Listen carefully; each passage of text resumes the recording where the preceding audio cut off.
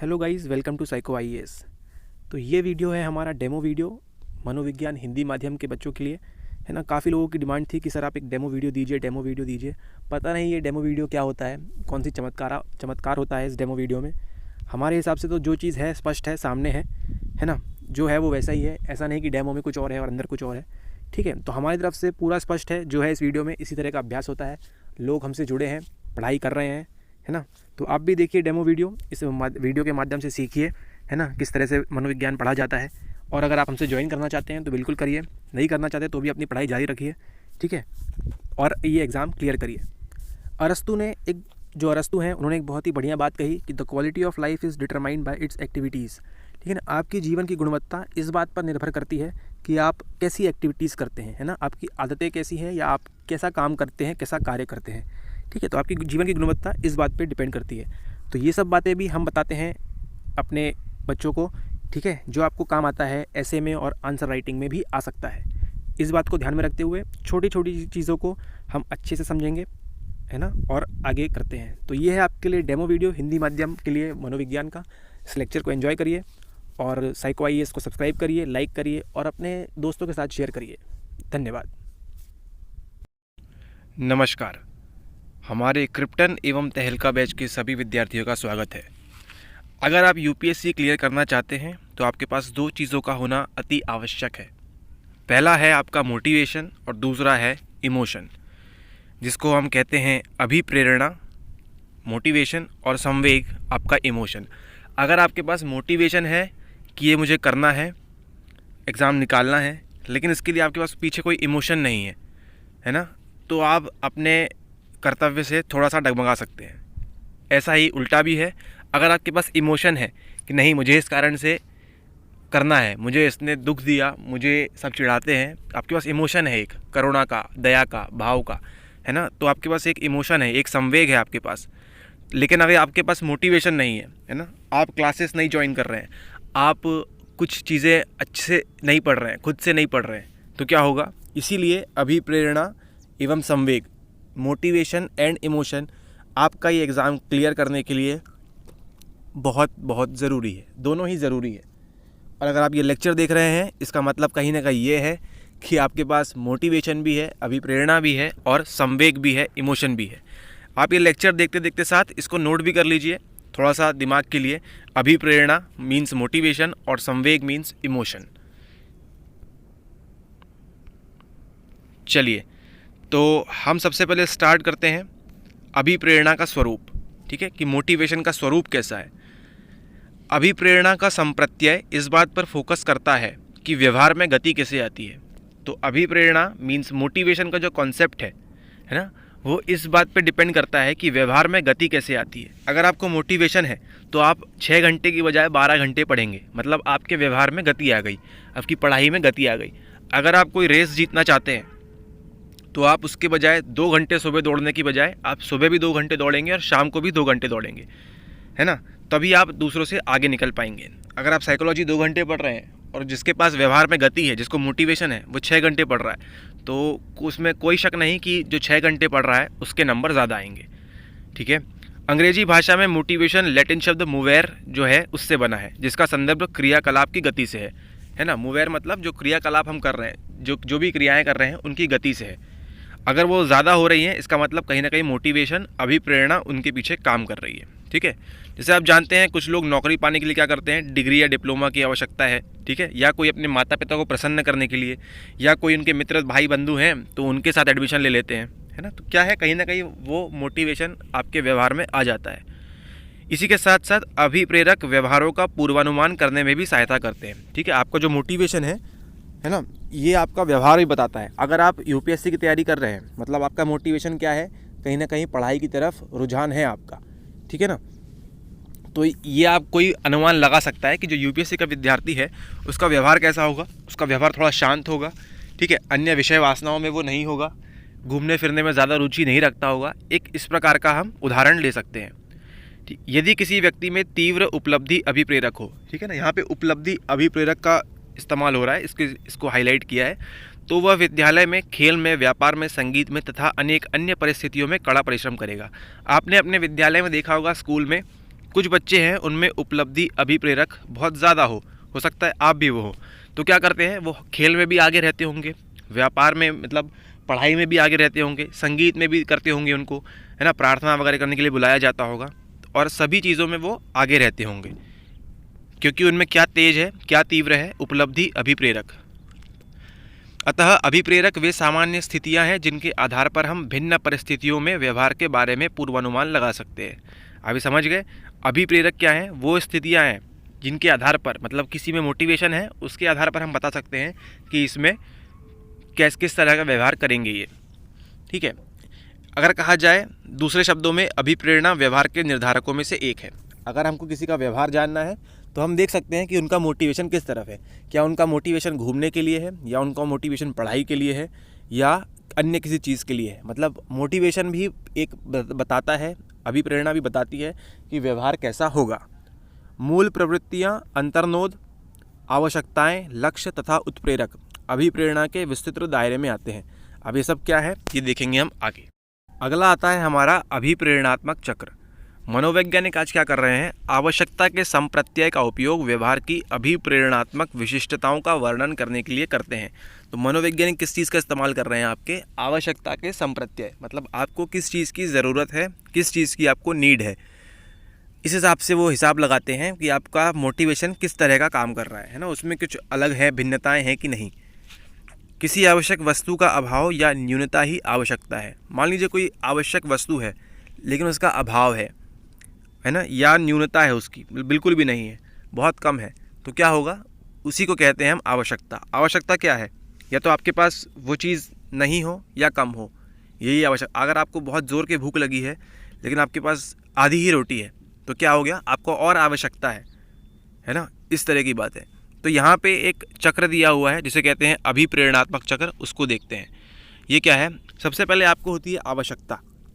ठीक है, आपको होती है आवश्यकता, जैसे आपको आवश्यकता थी मनोविज्ञान की। फिर होता है अंतर्नोद, डिज़ायर, कि आपको नहीं मनोविज्ञान ही पढ़ना है।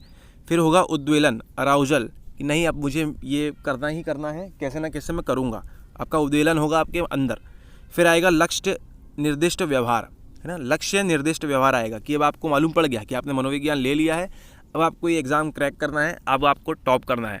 इसके बाद क्या करेंगे, आप कर लेंगे टॉप, आपको मिल जाएगी उपलब्धि। ठीक है ना, आपको मिल जाएगी उपलब्धि।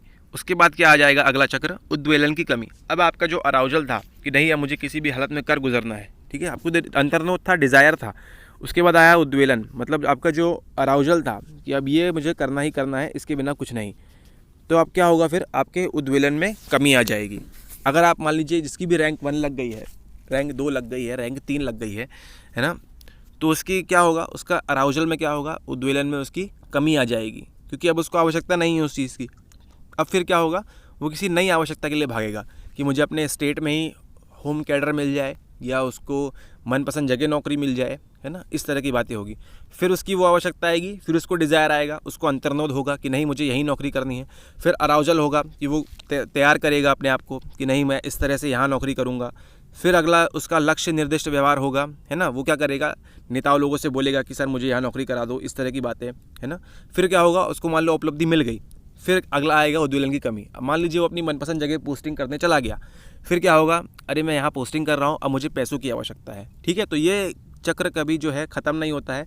जिस दिन ये ख़त्म हो जाएगा समझ लीजिए कि आप अपना जीवन में सब कुछ पा चुके हैं, अब आपकी कोई लालसा नहीं है। तो ये अभिप्रेरणात्मक चक्र हमेशा हमेशा हमेशा काम करेगा। जैसे ही किसी एक उद्वेलन की कमी होगी, आपको अगली चीज़ की आवश्यकता पड़ जाएगी। इसी के साथ यहाँ पे दिया हुआ एक्सप्लेन किया हुआ है, आवश्यकता अंतर्नोद को जन्म देती है ना, आपको नीड है तो आपको डिज़ायर आएगा। किसी आवश्यकता के कारण जो तनाव या उद्वेलन उत्पन्न होता है वही अंतर्नोद है। ठीक है, आपके क्या हो रहा है, आपको आवश्यकता है जिसके कारण आपको क्या होता है, तनाव, कि अरे मनोविज्ञान में कहाँ से पढ़ूँ, कैसे पढ़ूँ, है ना। इसी के कारण क्या होता है, उद्वेलन उत्पन्न होता है, जिसे हम क्या कहते हैं, अंतर्नोद। इसके कारण यादृच्छिक क्रियाकलाप को ऊर्जा मिलती है। ठीक है ना, अब आपको मनोविज्ञान पढ़ना ही पढ़ना है।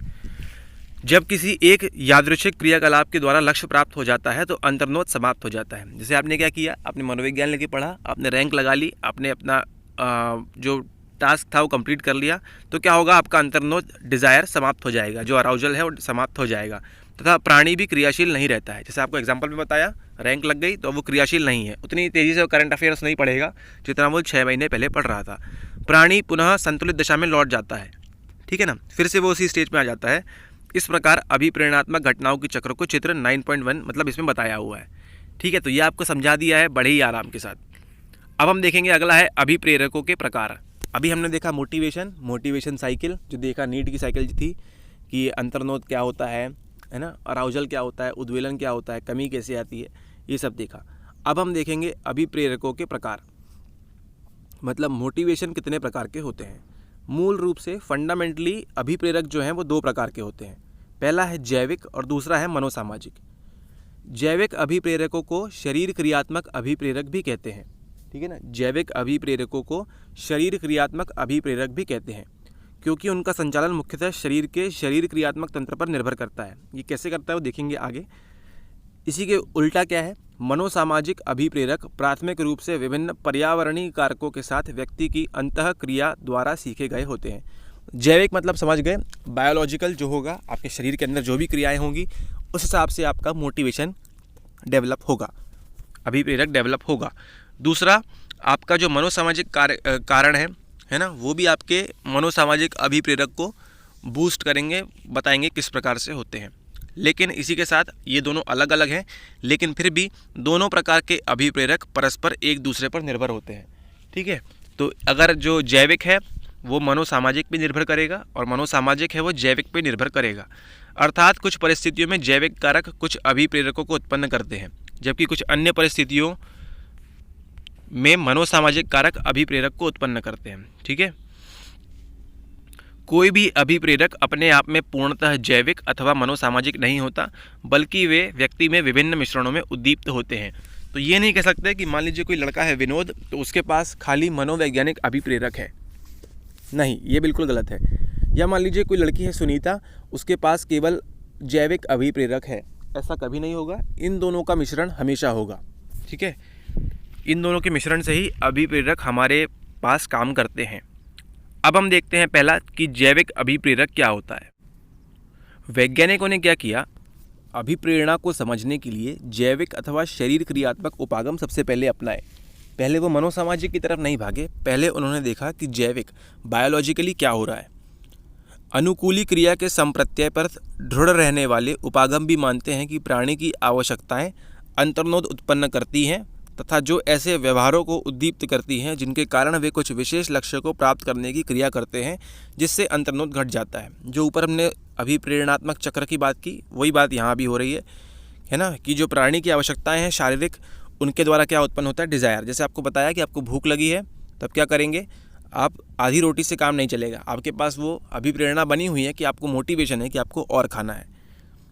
जो पुरानी व्याख्या थी वो किस पे थी, मूल प्रवृत्ति के संप्रत्यय पर आधारित थी, ठीक है। अब वो क्या है, मूल प्रवृत्ति उन सहज व्यवहारों के प्रतिरूप को सूचित करती है जिनका निर्धारण जैविक कारकों से होता है, न कि वे सीखे हुए होते हैं। अब कुछ कारण ऐसे हैं जो जैविक हैं, बायोलॉजिकल हैं, है ना, उनका किसी से कोई लेना देना नहीं है। जैसे क्या है, कुछ सामान्य मानवीय मूल प्रवृत्तियाँ क्या हैं, जिज्ञासा, आपको कुछ जानने की उत्सुकता हमेशा रहती है, पलायन, एक जगह से दूसरी जगह जाना, प्रतिकर्षण, ठीक है, प्रजनन, फिर पैतृक देखभाल, आप अपने पिता की देखभाल करते हैं, ठीक है। तो ये सब क्या है, मूल प्रवृत्ति हैं, फंडामेंटल हैं आपके पास। मूल प्रवृत्तियाँ ऐसी अंतर्जात प्रवृत्तियाँ हैं जो एक प्रजाति के सभी सदस्यों में पाई जाती हैं। तो आपके पास ये जो मूल प्रवृत्तियाँ हैं, ऐसे ही आपके घर परिवार में जितने भी लोग होंगे 15, 20, 25, है ना, उन सभी के पास ये पाई जाएगी। सभी अपने पिता की देखभाल करते होंगे, है ना, सभी के पास प्रतिकर्षण होगा, सभी के पास जिज्ञासा होगी, सभी प्रजनन होगा, सभी पलायन करेंगे, है ना, इस तरह की बात जो है सबके पास होगी। यहाँ पे एक बात ध्यान देने की है, मूल प्रवृत्ति बहुधा कुछ कार्य करने के अंतः प्रेरण को प्रदर्शित करती है। मूल प्रवृत्ति बहुधा कुछ कार्य करने के अंतः प्रेरण को प्रदर्शित करती है।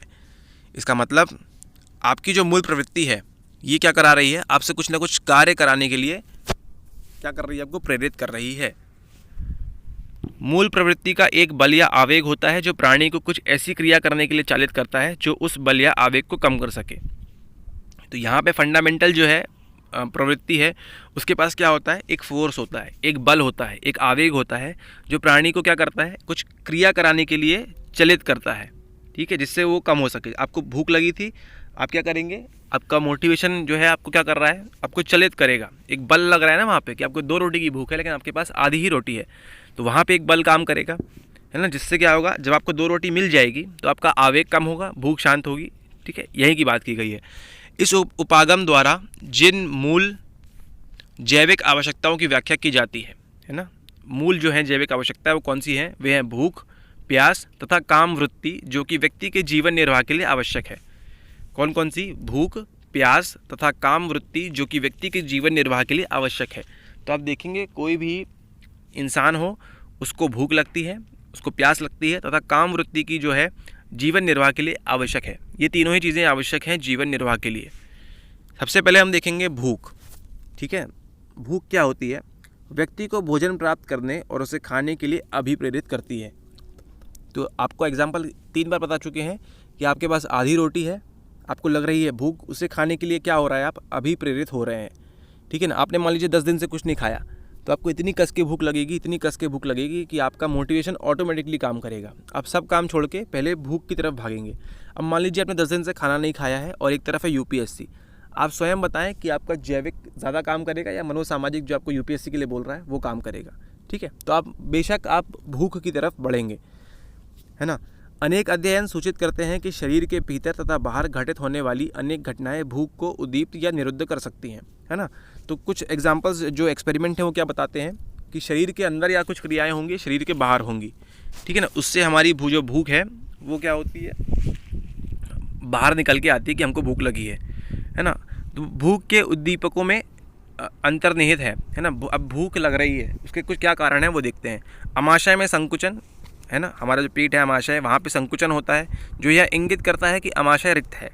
जब भी कोई चीज़ सिकुड़ती है इसका मतलब वो रिक्त है। रक्त में ग्लूकोज की निम्न सांद्रता, है ना, आपके ब्लड में क्या होगा, ग्लूकोज कम हो जाएगा, प्रोटीन भी गिर जाएगा, प्रोटीन का निम्न स्तर तथा शरीर में वसा के भंडारण की मात्रा, और शरीर में क्या हो जाएगा, फैट बढ़ जाएगा, तो मालूम पड़ेगा कि आपको भूख लगी है। शरीर में ईंधन की कमी के प्रति यकृत भी प्रतिक्रिया करता है। ये लीवर है आपका, है ना, ईंधन आपका जो बॉडी में जो ऑयल कह सकते हैं ईंधन है वो जब कम हो जाएगा तो यकृत भी आपका जो है लीवर भी प्रतिक्रिया करता है तथा वह मस्तिष्क को तंत्रिका आवेग प्रेषित करता है। और मस्तिष्क को क्या बताता है वो कि भाई साहब हमको भूख लग रही है।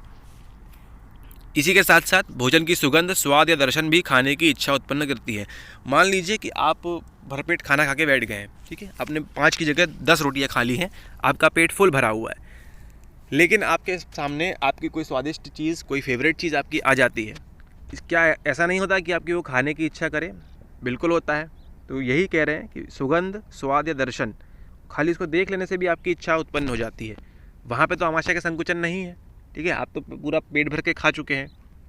ये सब बाह्य कारकों जैसे स्वाद, रंग, दूसरों को भोजन करते हुए देखना तथा भोजन की सुगंध के साथ संयुक्त होकर आपको यह समझने में सहायता करते हैं कि आप भूखे हैं, है ना। तो क्या होता है यहाँ पे, ये जो जितने भी कारक हैं जो आप बाहर देख रहे हैं, ठीक है, तथा भोजन की सुगंध के साथ संयुक्त होकर ये सब मिल जाते हैं एक साथ और आपको बताते हैं कि आप भी भूखे हैं, आपको भी खाना है ना।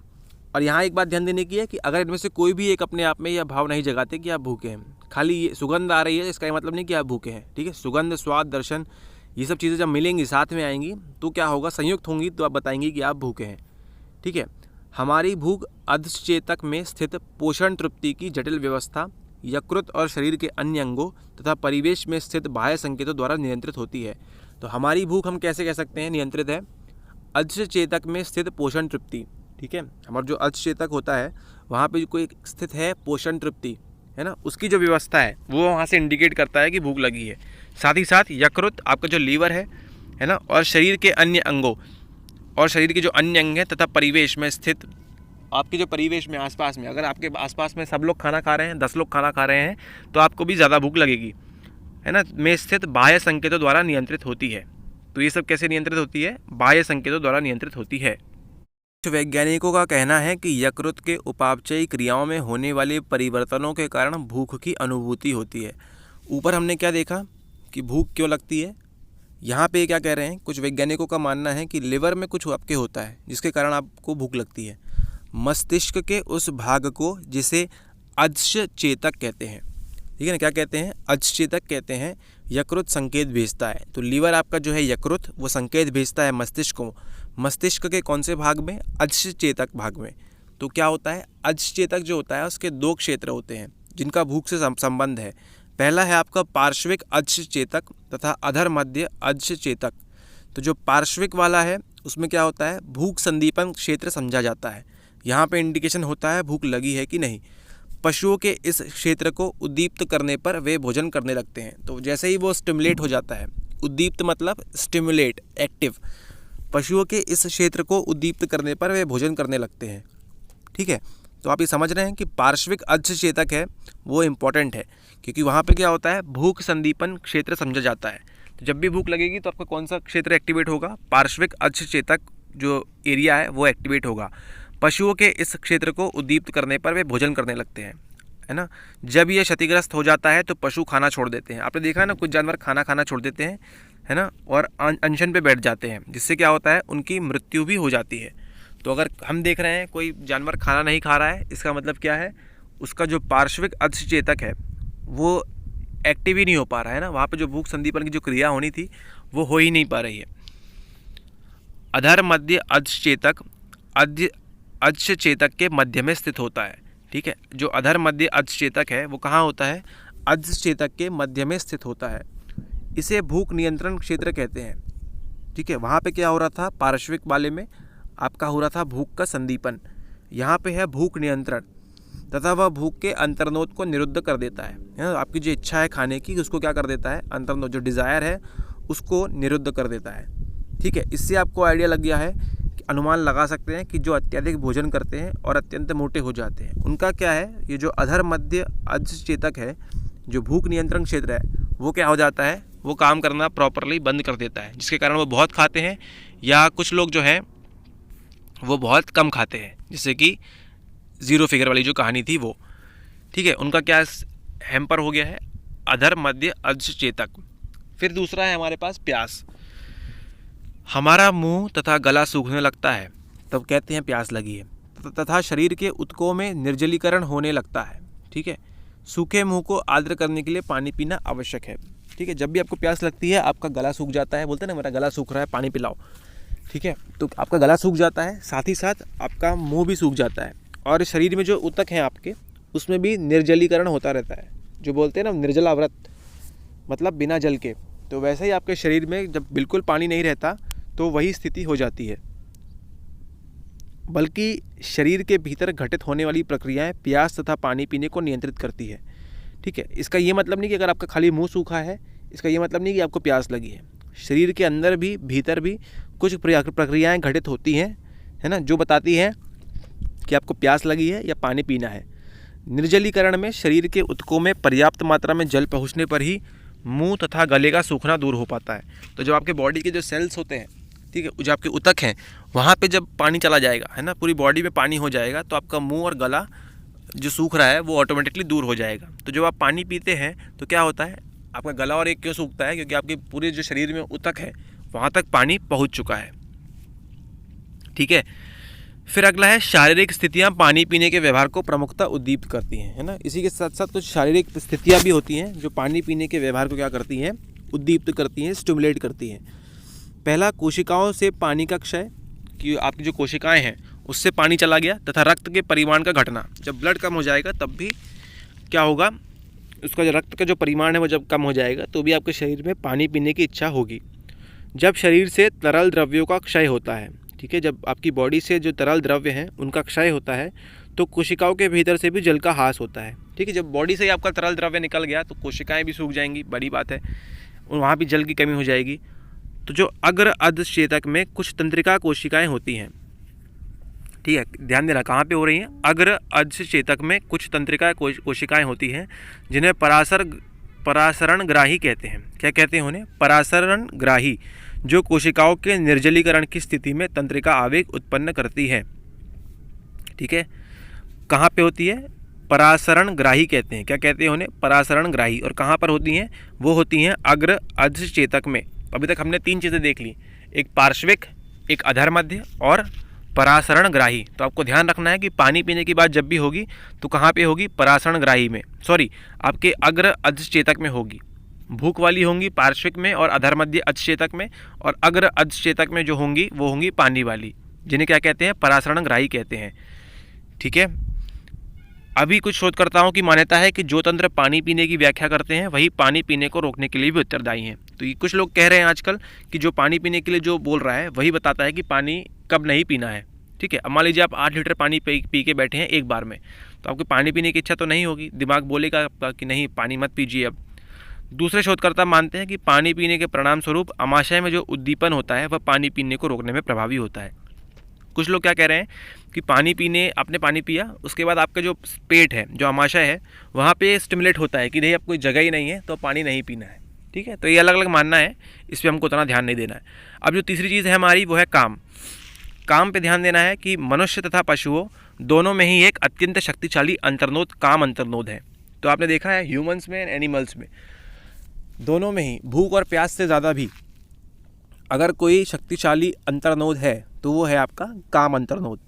ठीक है। तो काम क्रिया की अभिप्रेरणा, काम क्रिया जो है उसको करने की जो मोटिवेशन है, अभिप्रेरणा है, वो क्या है, मानव व्यवहार को प्रभावित करने वाले एक अत्यंत बलशाली कारक है। ठीक है। आपका जो मानव व्यवहार है इसमें एक अत्यंत बलशाली कारक कौन सा है, जो आपकी जो काम क्रिया की अभिप्रेरणा है वो भी। किंतु काम केवल एक जैविक अभिप्रेरक से कहीं अधिक है। ठीक है। ये एक बायोलॉजिकल नीड जो एक जैविक अभिप्रेरक है, मोटिवेशन है, उससे कहीं ज़्यादा ये इम्पोर्टेंट है। ठीक है। यह अन्य प्राथमिक अभिप्रेरकों जैसे आपको बताया भूख और प्यास से अनेक प्रकार से भिन्न है। वो कैसे भिन्न है वो देखते हैं हम। पहला है काम क्रिया एक व्यक्ति के जीवन निर्वाह के लिए आवश्यक नहीं है।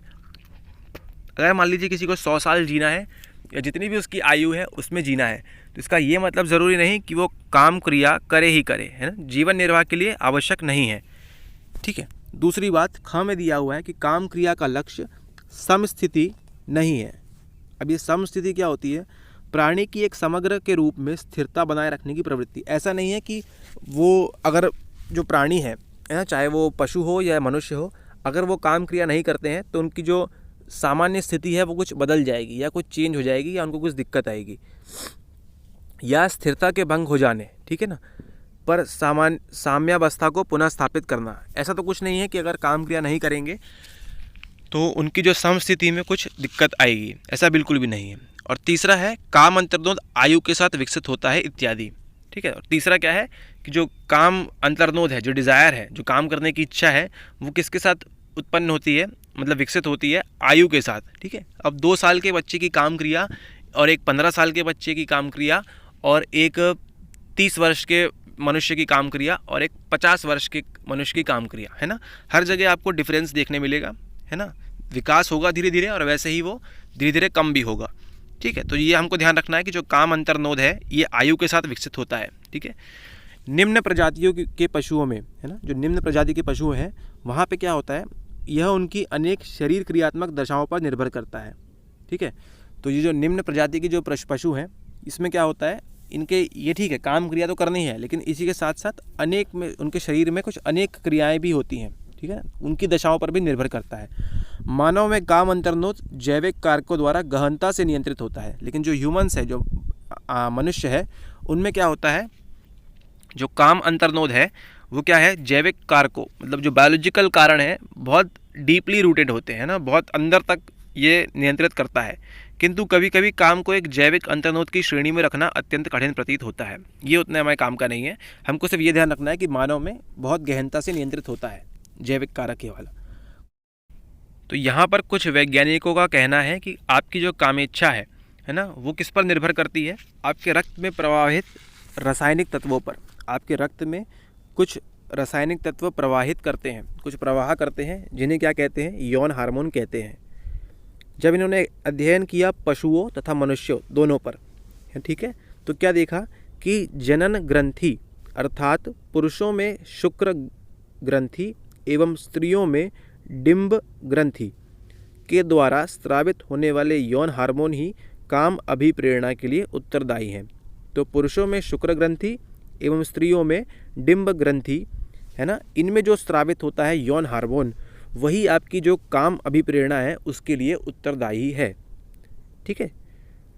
काम अभिप्रेरणा पर जो मोटिवेशन है अन्य अंतःस्रावी ग्रंथियों जैसे अधिवृक्क और पीयूष ग्रंथियों का भी प्रभाव पड़ता है। तो ये जो ग्रंथियाँ हैं, अधिवृक्क एवं पीयूष ग्रंथियाँ, इनका भी प्रभाव पड़ता है काम अभिप्रेरणा में। मनुष्यों में काम अंतर्नोद का उद्दीपन है ना, मनुष्यों में जो स्टिमुलस है, जो एक्टिवेट होता है, वो कैसे होता है? प्राथमिक रूप से बाह्य उद्दीपकों पर तथा उसकी अभिव्यक्ति संस्कृति पर आधारित अधिगम पर निर्भर करती है। ठीक है, तो अगर हम मनुष्य की बात करें तो प्राथमिक रूप से जो बाह्य उद्दीपक हैं, ठीक है, जो स्टिमुलस हैं, जो बाहर के एनवायरनमेंट में काम कर रहे हैं, है ना, तथा साथ ही साथ जो संस्कृति है, जो कल्चर है, ठीक है ना, आप समझ सक रहे हैं क्या कह रहा हूँ मैं, कि जो इंडियन कल्चर है और जो वेस्टर्न कल्चर है, ठीक है ना, आप यहाँ इस पे से अंदाज़ा लगा सकते हैं कि जो काम उद्दीपक जो हम बात कर रहे हैं कि जो बाह्य रूप से प्रभावित होते हैं, वो किस तरह संस्कृति पर आधारित अधिगम पर निर्भर करती है, कि आपके समाज में कैसी लर्निंग है आपकी, कैसा आपका अधिगम है, आप क्या सीखे हुए हैं, उस पर निर्भर करती है।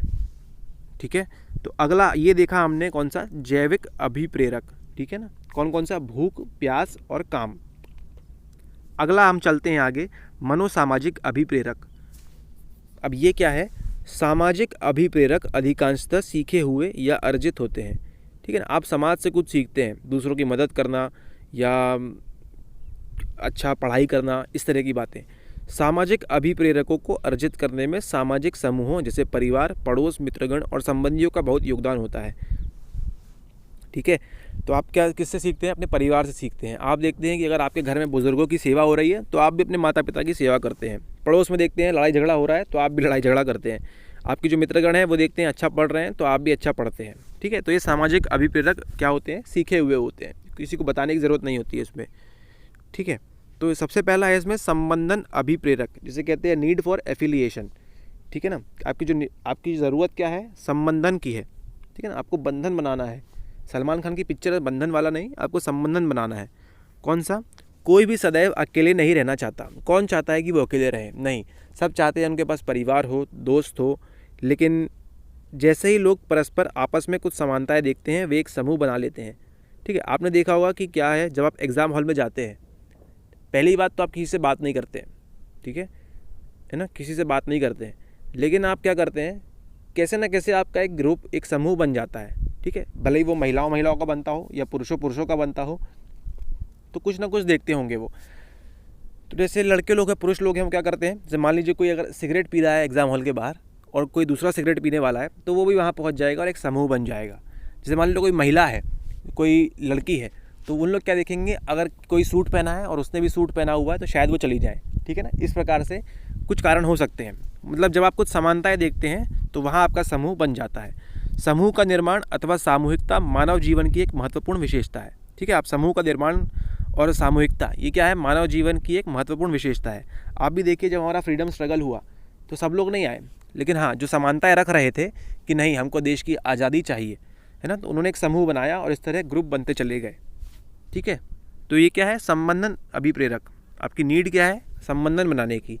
दूसरों को चाहना तथा भौतिक एवं मनोवैज्ञानिक रूप से उनके निकट आने की चाह को संबंधन कहते हैं। आप समझ गए संबंधन क्या है? दूसरों के पास आना, समूह में आना, उसे ही संबंधन कहते हैं। इसमें सामाजिक संपर्क की अभिप्रेरणा अंतर्निहित है।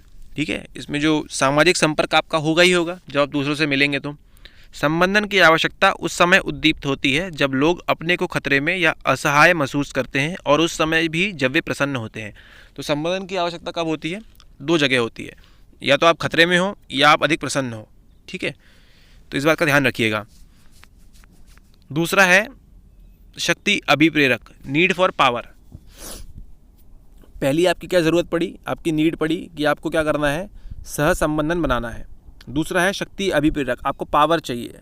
ठीक है, आप बड़े अधिकारी बन जाओगे तो क्या होगी? आपके पास पावर होगी। कुछ लोग पावर के लिए काम कर रहे हैं, कुछ लोग नाम के लिए काम कर रहे हैं। ठीक है, तो ऐसा ही एक हमारा शक्ति अभिप्रेरक, यह वह योग्यता है जिसके कारण वह दूसरों के संवेगों मतलब इमोशन तथा व्यवहारों, बिहेवियर पर अभिप्रेर प्रभाव डालता है।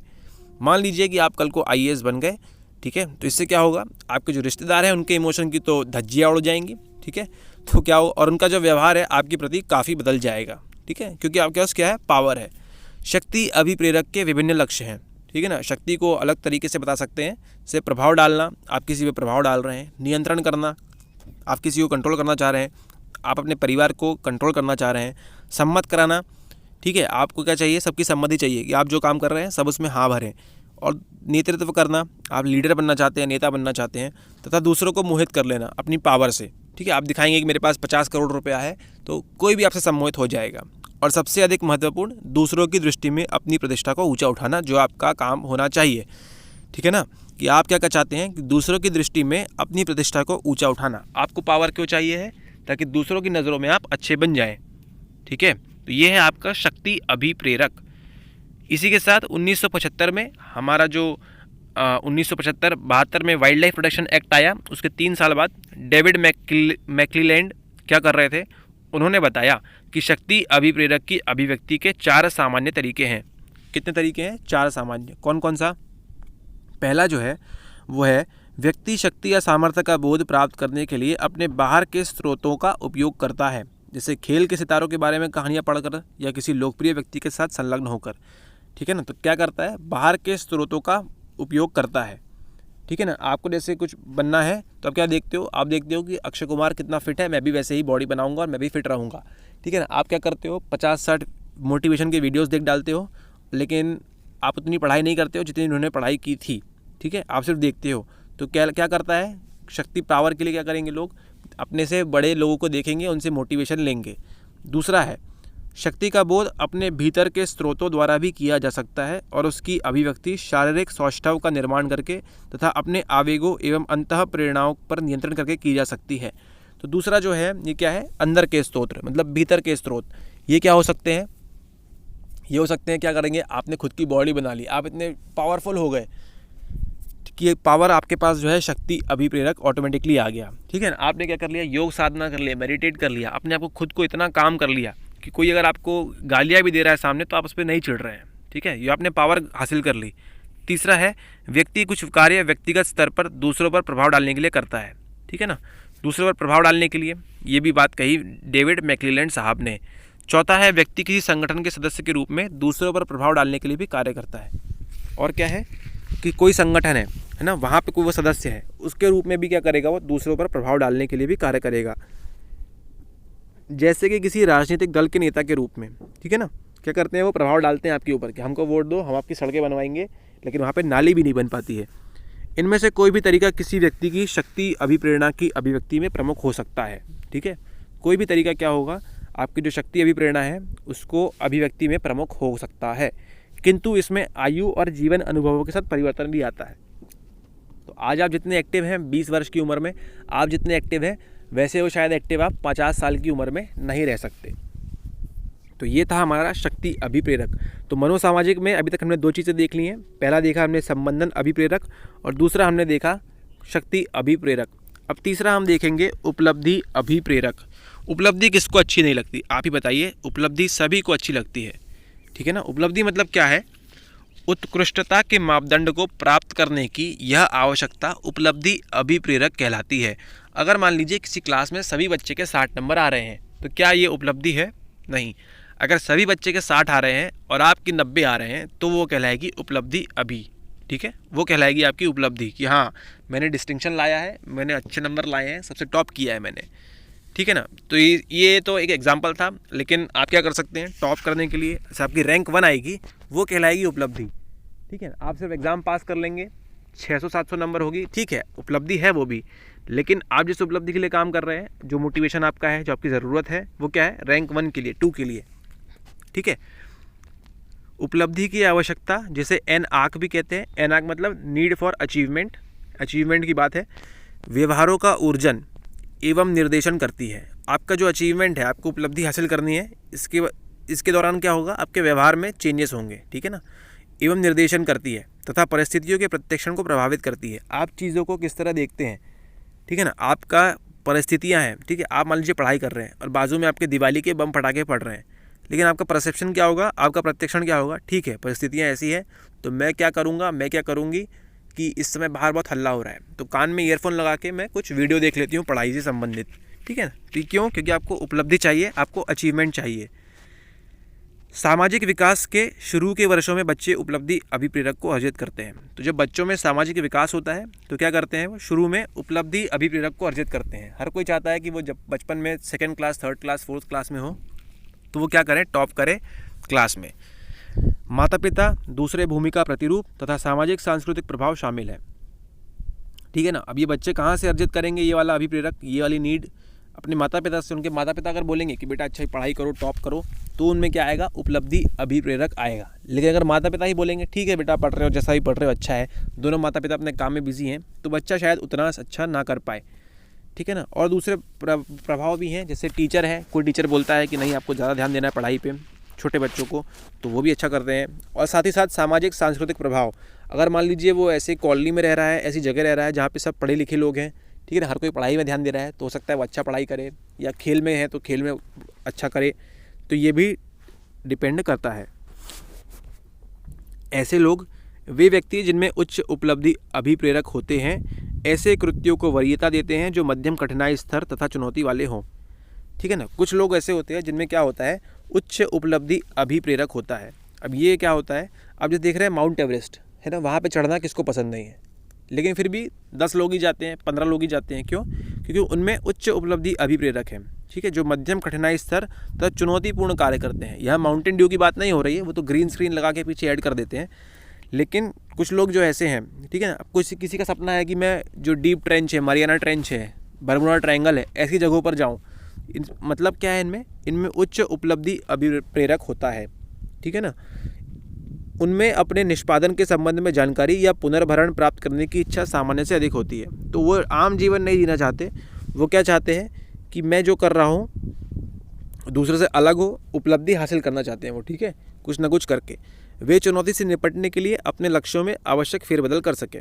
ठीक है ना। कुछ चुनौती आती है, ऊपर चढ़ रहे हैं, पहाड़ खिसक गया, ग्लेशियर पे मेल्ट हो गया, कुछ भी हो गया, ठीक है, भूस्खलन हो गया, तो वो हर चुनौती से निपटने के लिए तैयार रहते हैं। तो ये था हमारा तीसरा, कौन सा? उपलब्धि अभिप्रेरक। ठीक है ना। ये ध्यान से देखिएगा, उपलब्धि अभिप्रेरक। तो अभी तक हमने 3 देख लिया। पहला देखा हमने संबंधन अभिप्रेरक, संबंध बनाने की नीड, आवश्यकता। दूसरा हमने देखा शक्ति का, और तीसरा हमने देखा उपलब्धि का। अब देखते हैं हम आज का आखिरी टॉपिक, जो है जिज्ञासा एवं अन्वेषण। ठीक है। किसी विशिष्ट पहचाने जाने वाले लक्ष्य के बिना भी कार्य करना एक अभिप्रेरणात्मक प्रवृत्ति है। यहाँ पे बात ध्यान देने लायक है कि मान लीजिए कि आपको कोई काम करना अच्छा लगता है, ठीक है, आपके परिवार वाले उसके अगेंस्ट में, उसके खिलाफ हैं कि नहीं आप ये काम नहीं करेंगे, इससे क्या हासिल होगा। ठीक है ना। आपको पढ़ना है यूपीएससी का, लेकिन आप मान लीजिए कोई जापानी किताब लेके बैठ गए हैं या कुछ दूसरी किताब लेके बैठ गए हैं, जिसका आपके अचीवमेंट जो आपका उपलब्धि हासिल करने वाले हैं उससे कोई लेना देना नहीं है, है ना। तो परिवार वाले बनी बात है आपको चिल्लाएंगे, लेकिन आपको क्या है? आपको आनंद आता है ऐसा कार्य करके। ठीक है। तो क्या है? किसी विशिष्ट पहचाने जाने वाले लक्ष्य के बिना, कोई लक्ष्य आपको मालूम नहीं है, ठीक है, लेकिन फिर भी आप वो कार्य कर रहे हैं। ये क्या है? ये भी एक अभिप्रेरणात्मक प्रवृत्ति है ना। ये भी आपको कुछ अलग मोटिवेशन देता है, पता नहीं क्या देता है, लेकिन देता है। नए अनुभव प्राप्त करने की इच्छा, ठीक है, आपको नए नए एडवेंचर करना है, अनुभव प्राप्त करना है, सूचनाएं प्राप्त करने की से प्रसन्नता की अनुभूति। ठीक है, आप सर्च कर रहे हैं नेट पे 5G क्या है, 4G क्या है, 3G क्या है, अलग अलग चीज़ें सीख रहे हैं, है ना। कौन सी नई मशीन बनी है, कौन सा नया सैटेलाइट बना है, ठीक है। ये सब क्या बताते हैं? ये सब बताते हैं कि आपकी जिज्ञासा कितनी है, जिज्ञासा के संकेत हैं। अतः जिज्ञासा उन व्यवहारों का वर्णन करती है जिनका मुख्य अभिप्रेरक अपने क्रियाकलापों में व्यस्त रहना प्रतीत होता है। तो जिज्ञासा क्या है? जिज्ञासा ऐसे व्यवहार है, ठीक है ना, कि आपको कुछ चीज़ की शोध करना है, कुछ खोज करना है, ये आपका मुख्य अभिप्रेरक है। ठीक है ना। जिससे क्या होता है? आप अपनी जो क्रियाकलाप है उसमें व्यस्त रहना प्रतीत होता है। आप अपनी जो क्रियाकलाप है उसी में व्यस्त रहते हैं, आपको दुनिया से कोई मतलब नहीं। ठीक है, आपको खाने पीने के लिए मिल रहा है उतना काफ़ी है, और आप कुछ अलग ही काम कर रहे हैं। ठीक है, भले ही उसका आपको काम हो ना हो, लेकिन आपको क्या मिल रहा है? उससे आनंद मिल रहा है। कुछ सवाल जैसे यदि आकाश हमारे ऊपर गिर जाए तो क्या होगा? कुछ लोग हैं जो ऐसा सवाल करते हैं। ठीक है ना। इसमें क्या होता है? बुद्धिजीवियों को उत्तर खोजने के लिए उद्दीप्त करते हैं, स्टिमुलेट करते हैं कि भाई क्यों, अगर आकाश गिर गया तो क्या होगा? सब लोग मर जाएंगे या कुछ लोग ऊपर आ जाएंगे, कुछ लोग बच जाएंगे। जिज्ञासापूर्ण व्यवहार केवल मानवों में ही परिलक्षित नहीं होते, बल्कि पशु भी इस तरह का व्यवहार प्रदर्शित करते हैं। ठीक है, तो हम ये कहेंगे कि क्या जिज्ञासा मनुष्य में होती है? नहीं, पशुओं में भी होती है। हम अपनी जिज्ञासा एवं संवेदी उद्दीपन की आवश्यकता के कारण परिवेश का अन्वेषण करने के लिए परिचालित होते हैं। ठीक है, हमें जैसे जिज्ञासा होगी उस हिसाब से अपने एनवायरनमेंट का हम क्या करेंगे? अन्वेषण करेंगे और अपना कार्य करेंगे। विभिन्न प्रकार के संवेदी उद्दीपन की आवश्यकता जिज्ञासा से घनिष्ठ रूप से संबंध होती है। ठीक है ना। तो जो अलग अलग प्रकार के संवेदी उद्दीपन है, ठीक है ना, जो सेंसरी स्टिमुलस है, उनकी जो आवश्यकता है वो क्या होती है, जिज्ञासा से घनिष्ठ रूप से संबंध होती है। यह मूल अभिप्रेरक है तथा अन्वेषण एवं जिज्ञासा इसकी अभिव्यक्ति है। ठीक है, तो मूल अभिप्रेरक क्या है आपका, मूल अभिप्रेरक आपका क्या है, संवेदी उद्दीपन, है ना। इसमें क्या होता है, अन्वेषण एवं जिज्ञासा इसकी अभिव्यक्ति है। आपको कुछ सेंस हो रहा है, ठीक है, आपको कुछ सेंसरी स्टिमुलस मिल रहा है, ठीक है, उसमें क्या होगा, लेकिन आपको जिज्ञासा है कि ऐसा क्यों स्मेल आ रही है, ठीक है, ऐसा मैं क्यों देख रहा हूँ, ऐसा करने से क्या होगा, ठीक है। तो ये है आपका जिज्ञासा एवं अन्वेषण। हमारे आसपास की वस्तुओं के प्रति हमारा ज्ञान, हमको मालूम ही नहीं हमारे पड़ोस में क्या हो रहा है, ठीक है। अब वहाँ पे नाली खुद रही है तो क्यों खुद रही है, क्या वो टेढ़ी खुद रही है, सीधी खुद रही है, हमें अज्ञान है। हम अपने आसपास के संसार का अन्वेषण करने के लिए, ठीक है ना, उनका अन्वेषण प्रबल अभिप्रेरक का कार्य करते हैं, ठीक है। हमको जानने की इच्छा होती है कि हमारे आसपास ऐसा हो रहा है, जंगल कट रहा है तो क्यों कट रहा है, कि वहाँ पे सोने की खान है, ठीक है। तो ये हमका अभिप्रेरक काम करता है। फिर है शिशुओं तथा छोटे बच्चों में, ठीक है, शिशुओं तथा छोटे बच्चों में यह अभिप्रेरक अत्यंत प्रबल होता है। तो अभी हमने देखा कि एक उम्र के बच्चे, उनमें क्या होता है, उपलब्धि अभिप्रेरक, जो माता पिता से सीखते हैं वो। लेकिन जो शिशु हैं, एकदम छोटे छोटे बच्चे हैं, 9-8 महीने के, 10 महीने के छोटे बच्चे हैं, उनमें कौन सा अभिप्रेरक उत्पन्न होता है, प्रबल होता है, वो होता है जिज्ञासा वाला। उन्हें अन्वेषण करने की स्वतंत्रता, उन्हें एक्सप्लोर करने की, ठीक है, वो खोजना चाहते हैं नई नई चीज़ों को, उन्हें अन्वेषण करने की स्वतंत्रता संतोष प्रदान करती है, जो उनकी मुस्कुराहट तथा बबलाने में प्रकट होता है ना। जब वो स्माइल करते हैं, मुस्कुराते हैं और बबलाते हैं, ठीक है, मामा, जाजा, पापा जो भी बोलते हैं वो, तो इसमें क्या है, वो कुछ नई चीज़ें खोजना चाहते हैं अपने आप में। इसका मतलब उनमें ये वाला अभिप्रेरक अत्यंत प्रबल होता है, ठीक है। जब बालकों में अन्वेषण के अभिप्रेरक को हतोत्साहित किया जाता है तो वे सरलता से दुखी हो जाते हैं, ठीक है। ये आपको पढ़ाएंगे आगे वाले चैप्टर में, अध्याय 4 में दिया हुआ है कि जब बालकों में क्या होता है, जब आप किसी चीज़ को एक्सप्लोर करने से रोक देते हैं, है ना, तो क्या होता है, वहाँ पे दुख होगा, किसी को भी दुख होगा। लेकिन जो छोटे बच्चे हैं, बालक हैं, उनमें ज़्यादा होता है। जैसे नहीं होता कि जैसे कोई मान लीजिए छोटा बच्चा है आपके घर में, तो आपके घर वाले क्या बोलते हैं, चाचा चाची, दादा दादी क्या बोलते हैं उनको, कि बेटा ये काम मत करो, लग जाएगा, बेटा ये काम मत करो, ये हो जाएगा, ऐसा मत करो, ये हो जाएगा, ठीक है। तो ऐसा सुनते जब वो बड़ा बच्चा जब वो है बड़ा होता है, तो क्या होता है, उसको कुछ भी करने की इच्छा नहीं होती, क्योंकि वो देख चुका है कि बचपन से उसकी लर्निंग जो है, जो उसका अधिगम है, यही है कि मैं ये काम करूँगा तो माता पिता, आस पड़ोस वाले, घर परिवार वाले मना करेंगे कि ये मत करो, इससे ये हो जाएगा। तो इससे क्या होगा कि जो जिज्ञासा वाला अभिप्रेरक है वो क्या होगा, हतोत्साहित हो जाएगा। मान लीजिए उसी प्रकार कोई दूसरा बच्चा है जिसके माता पिता बोल रहे हैं, अरे बेटा जो करना है करो, खोजो, कांच तोड़ ला दो, ये फोड़ डालो, ठीक है, तो वो अलग ही वैज्ञानिक बन जाएगा, ठीक है। तो ये था हमारा इस चैप्टर के लिए। तो हमने देख लिया कि मोटिवेशन जो है, हमारा अभिप्रेरणा जो है कैसे काम करती है, ठीक है। अभिप्रेरक कौन कौन से होते हैं, जैविक अभिप्रेरक देखे हमने, और दूसरा हमने देखा मनोसामाजिक। जैविक में हमने देखे 3, कौन कौन सा, भूख, प्यास और काम इच्छा। और इसमें देखे हमने मनोसामाजिक में कौन कौन से, संबंधन देखा हमने, उपलब्धि देखा, जिज्ञासा देखा, और एक और कौन सा देखा, और एक और देखा हमने, और एक और कौन सा था, उपलब्धि, शक्ति अभिप्रेरक, है ना, पावर। आपको पावर चाहिए IAS बनने के बाद। तो अगले लेक्चर में मिलते हैं हम लोग। अगले लेक्चर में हम देखेंगे मैस्लो का आवश्यकता पदानुक्रम, इससे सवाल आता ही आता है, ठीक है। तो अगले इसमें देखेंगे हम ये वाला टॉपिक, ठीक है। तो आज के लेक्चर के लिए इतना ही। ये है 2019 का प्रश्न।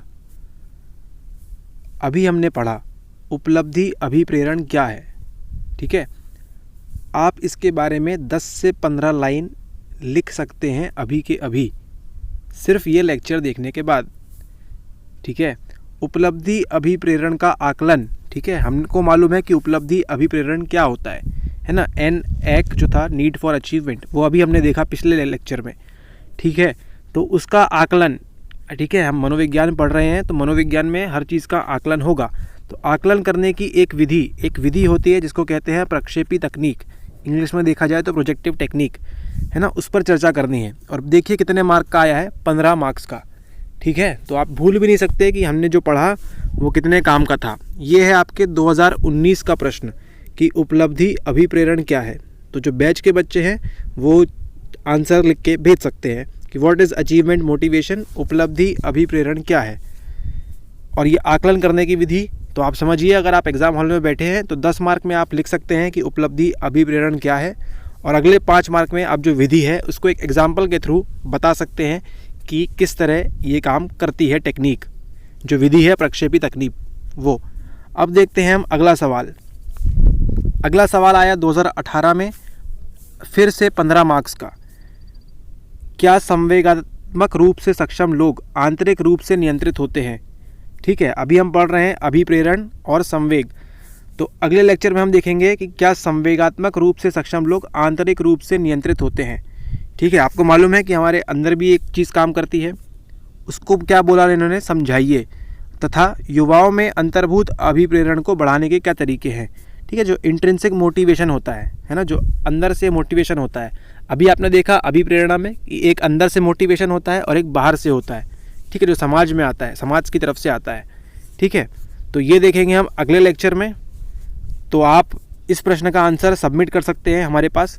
ठीक है, और ये प्रश्न को देखेंगे हम अगली क्लास में, ताकि अगली क्लास में आप ये प्रश्न का उत्तर लिखने के लिए सक्षम हो जाएं। ठीक है, और आप सबमिट कर दीजिए हमको। आपको मालूम है, बैच के जो बच्चे हैं उनको मालूम है करना क्या है। ठीक है, तो चलिए मिलते हैं अगले वीडियो में। तो हिंदी माध्यम के वो विद्यार्थी जो हमारे कोर्सेज़ को ज्वाइन करना चाहते हैं वो अभी व्हाट्सएप कर सकते हैं इस नंबर पे 9826992769। इस नंबर पे व्हाट्सएप करिए और कोर्सेज़ में तुरंत ज्वाइन हो जाइए। 2022 के लिए भी और 23 के लिए हमारे पास दोनों प्रकार के बच्चे हैं, जो 2022 का दे रहे हैं वो भी और 2023 का दे रहे हैं वो भी। तो देर ना करें, शीघ्र अतिशीघ्र हमको मैसेज करें और कोर्सेज़ में ज्वाइन होएं और लेसन स्टार्ट करें। और देखिए, जो हमारा कोर्स है मनोविज्ञान ऑप्शनल के लिए, उसमें आपको हम कराते हैं A to Z पूरी तैयारी आपकी मनोविज्ञान ऑप्शनल की। ठीक है, इसमें आपका NCERT पेपर 1, पेपर 2 और आपकी daily answer writing, test series है ना, और प्रीवियस ईयर एनालिसिस। तो आपका ये सब चीज़ें है ना, मनोविज्ञान से संबंधित एक भी चीज़, एक भी टॉपिक आपका परीक्षा में बैठने से पहले नहीं छूटेगा हिंदी माध्यम वालों का। ठीक है, तो हम A to Z पूरी तैयारी कराएंगे। अगर आप ये कोर्स ज्वाइन करते हैं आज या अभी, तो आपको मात्र पे करना होगा 5,900 रुपये। ओनली 5,900 रुपीज़ आपको पे करने होंगे, जिसके बाद आप कोर्स के लिए एनरोल हो जाएंगे और आप मनोविज्ञान का ये कोर्स अवेल कर सकते हैं। ठीक है, मात्र 5,900 रुपये में। इसके अलावा आपको 1 रुपये भी नहीं देना है मनोविज्ञान से संबंधित किसी भी चीज़ के लिए। ठीक है, इसमें आपका सब कवर हो जाएगा A to Z। तो अगर आप चाहते हैं ज्वाइन करना तो दिए गए नंबर पर मैसेज करें, तुरंत पेमेंट करें और जल्दी से जल्दी अपने लेसन लें और अपनी आंसर राइटिंग और प्रैक्टिस मनोविज्ञान से संबंधित स्टार्ट करें। या अगर आप चाहते हैं कि मनोविज्ञान के साथ साथ अपनी प्रीलिम्स और CSAT की तैयारी भी करना, तो वो भी आप कर सकते हैं हमारे साथ, जिसकी कीमत है मात्र 7,500 रुपये। ठीक है, ओनली 7,500। तो देखिए, जो हमारा दिवाली का ऑफर था वो खत्म हो चुका है। उसके पहले हमारे कुछ बच्चों ने एडमिशन ले लिया है। ठीक है, तो ये अभी की प्राइसिंग है, क्योंकि आप जानते हैं समय कितना महत्वपूर्ण है। ठीक है, आप 2 घंटे में वहाँ पे 100 प्रश्न करते हैं, तो समय की कीमत आपको मालूम होना चाहिए। ठीक है, तो समय की कीमत का ध्यान रखते हुए भविष्य में ये फिर से बढ़ सकती है। ठीक है, फिर अंत में आपके पास एक ही ऑप्शन होगा, जो होगा 11,000 का आप ले सकेंगे क्रैश कोर्स। हम नहीं चाहते कि आप उतना पैसा और समय अपना गंवाएं, है ना। तो इसलिए आप इन कोर्सों को जल्दी से ज्वाइन करें, ताकि आपका समय और पैसा दोनों बचे और आप अच्छी चीज़ें सीखें, जल्दी सीखें और उनका लाभ अपनी परीक्षा में लें। तो इस वीडियो के लिए इतना ही। ये था हमारा डेमो वीडियो। इसी तरह से हम अभ्यास कराते हैं और आगे जो भी लेसन्स होंगे, जो इंपॉर्टेंट लेसन्स होंगे, वो आपको प्रोवाइड कर दिए जाएंगे। वर्ल्ड है ना। तो मिलते हैं अगले वीडियो में। नमस्कार।